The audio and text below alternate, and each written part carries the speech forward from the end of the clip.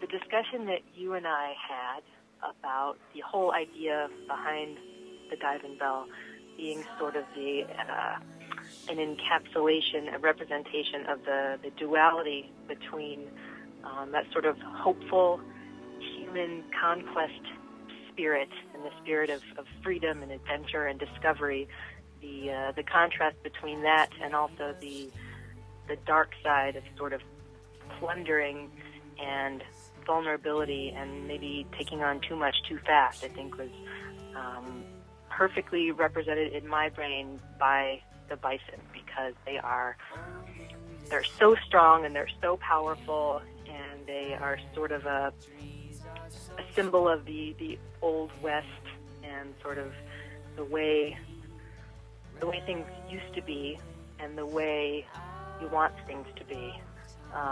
But they also, for as big and powerful as they are, were obviously, easily decimated.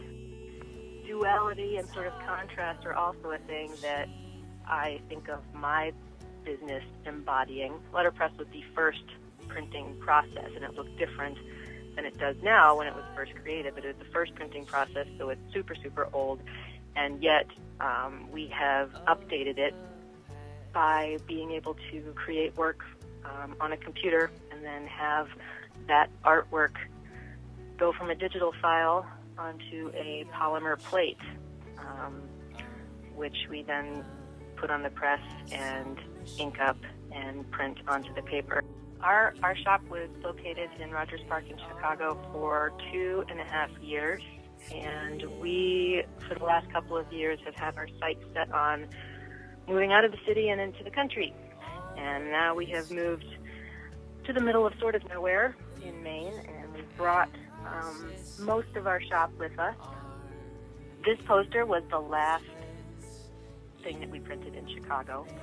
I had the help of a part-time employee named Michael, who has his eyes set on opening his own print shop at some point. And he, after I designed the poster, he was the one who printed the first color, which was the red background. And then that had to dry for a day or so while we cleaned off the press and remixed a new color. And then I went in a couple days later and printed the brown over the top. And that's how it went.